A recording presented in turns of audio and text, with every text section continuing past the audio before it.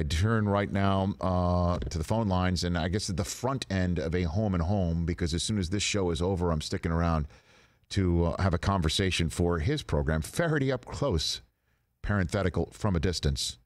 NBC and Golf Channel analyst right here on the Rich Eisen Show. Once again, David Feherty. How are you, David?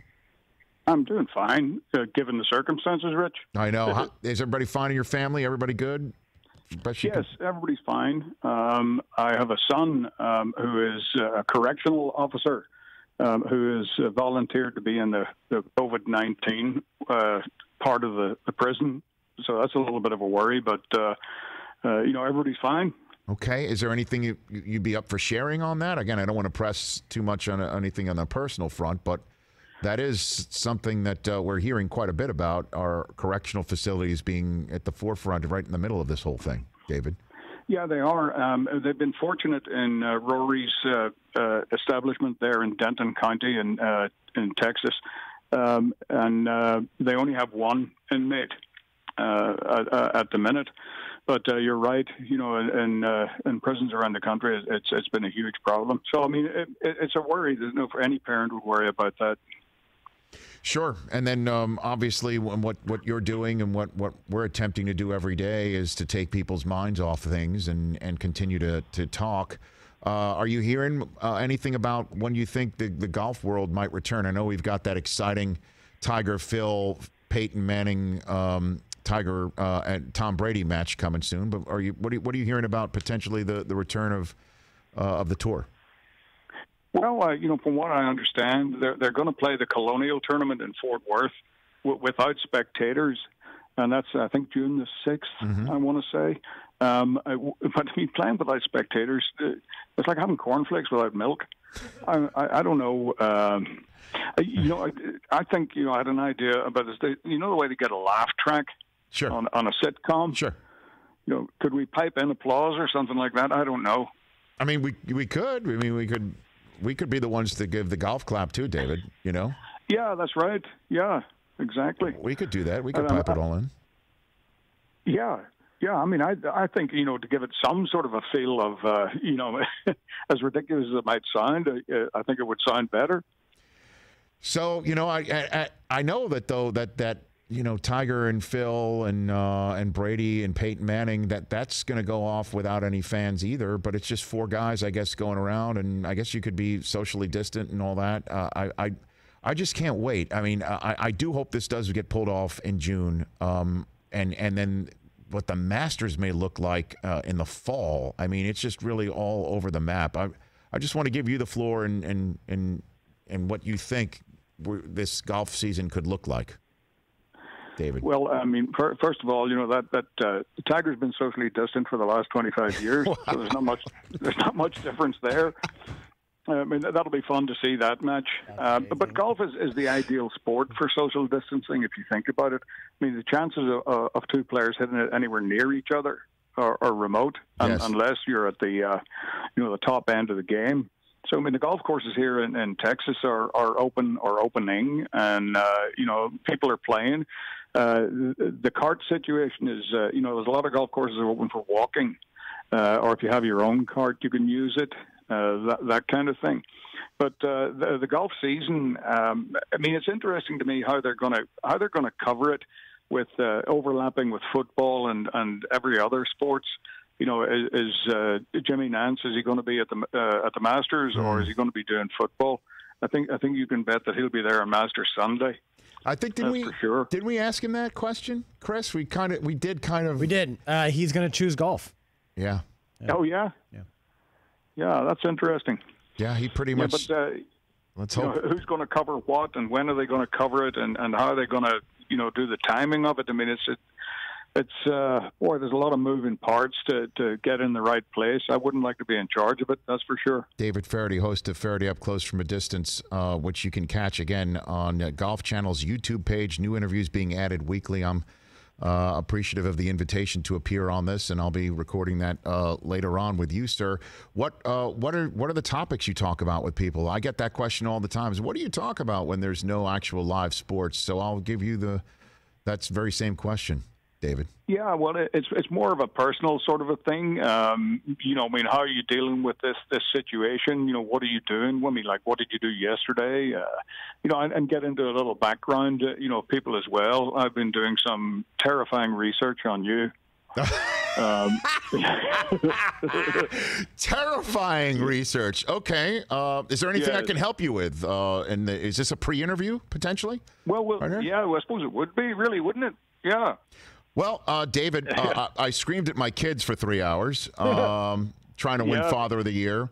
Then I played video poker with my buddies on a Zoom last night for about 4.5 hours. And that was my day after doing the Rich Eisen Show, a TV radio show. That's, I've been sort of a half man, half mattress here. Me and my beagle. Are curled up together for much of the day. And she caught a squirrel, which was the highlight of my week. She caught a squirrel a couple of days ago, which was just a miracle. No kidding. That's the highlight of your week. That's where you take a picture or something like that, David? Oh, yeah, absolutely. Yeah. I mean, you've gotten some obviously interesting guests. Smoltz. Now, Smoltz is he scratch, David? At one stage, I think he was in the plus figures, maybe as low as +4. I can't even imagine that. I mean, basically, John is a terrific player. He really is. He's the best of the celebrity players, no question, or has been. But the game is. It's always amazed me just how many people love this game. I've got you on today. A little later, I've got Michelle Wee, which I'm recording, and George Lopez. It's a kind of a broad brushstroke, of people that are coming on the show. It's really been a lot of fun. Well, we had Favre on 2 days ago, and he said he shot a 79. That was the same day we had Elway on, who said that his game, he hasn't played it in a long time. But Favre says he's just beginning to break 80, and Elway really wouldn't. He said he kind of just threw away that he was a 1. He hasn't played in a while. He's just a 1, and I was inspired by how he just threw away the fact that he's a 1. That really inspired me. Yeah, just tossed it out there. Hey, John's a 1 at the moment. That's what he said. Yeah, it was very casual. Very casual is what he said. Yeah. But when you have Marshall Falk on, he refuses to say what his handicap is because he doesn't want to give out any candy. David, you must know guys like that. Probably quite right. You must know guys like that. Well, yeah, I do. I mean, I know a bunch of people, that couldn't get down to single digits if they cut off a finger. But what's yours, David? What are you playing to right now? I haven't. People ask me that all the time. How's your game these days? And I haven't played golf in 14 years. David, I got. People say no, sure. I don't. I can't. My left arm is crippled. I can't close my left hand from. Are you serious? From a bicycle accident. Yeah, from a bicycle accident. I got run over by a truck and a trailer in Dallas in 2007. I want to say. Yeah. 2007, and it took me a long time. For a while, they thought I might even lose the arm. So, there's been no golf, since then for me. I didn't know that, David. I don't know if that's common knowledge. I actually got hit 3 times by motor vehicles before I quit. I woke up in a hospital in Dearborn, Michigan, wearing a turban for some reason. With a hole in my head. I have no recollection of that accident at all. I got hit by a motorist who just kept on going, apparently. Oh, my God. And then I nearly went through a windshield in New York, and that was riding the bike. It was starting to look like a hobby. An open tab at the ER was, so wow. I decided against that, and I haven't had any exercise since. Now I know you're kidding on that, but hold on a second. So what's the best round you've ever had then? Give me the best round you ever had.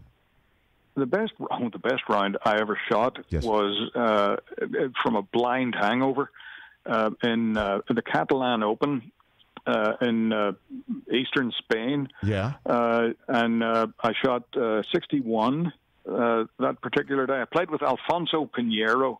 Sure. And he was, I threw up on the third tee. Come on, David. And, because the night before, I thought I'd missed a cut by a shot, and my pal, Sam Torrance and I went out, and we had a few adult beverages. Yes. And it was one of those nights where you say, "I'll have one more, and then I'll stay." Yeah. Yeah. And then you stayed. I got in about 4:30 in the morning, and I just happened to notice on the board at the hotel we were staying in, the draw sheet was up, and I was off first at 6:30. Oh. So I went out in 31, came back in 30, and I honestly can say that at no stage during the round did I know where I stood. So the following, I went from just making the cut by a shot to being 2 behind. And the next evening, I decided, well, I'd better suck it in here, and act like an adult. So I did, and then I went out and shot 75 the following day. So I'm not proud of it. So what's the moral of the story then, David? Before I let you go. Well, I'm not sure that it would be moral is the correct word for it. Yeah, I don't know what the hell, but I tended to play well when I didn't feel well. Okay. Like Jordan, like Michael Jordan. Thing in my career, I shot a couple of 62s. When another one actually, I was hungover. The second one, not so much, but I think feeling ill or whatever took my mind off where the ball was going to go. Sure. And maybe made me relax a little. David Feherty. I wouldn't recommend it. Yes. I wouldn't recommend it. By the way, that wouldn't be a bad name for a book or your next book or your memoir. That wouldn't be bad. True. That wouldn't be bad, David. Just hey, thanks for coming on. I always appreciate it. I look forward to our chat. I don't think any stories nearly as interesting as the one you just told, but I'll do my best. Oh, I'm not sure. I look forward to talking to you, Rich. Thanks for having me on. Right back at you. Always. David Feherty, NBC and Golf Channel analyst at Fehertwit on Twitter and Instagram. And again, check out Up Close, Feherty Up Close from a Distance, available for fans to watch on Golf Channel's YouTube page with new interviews being added weekly. Hey, you watched all the way to the end. Thanks for that. Watch more right here.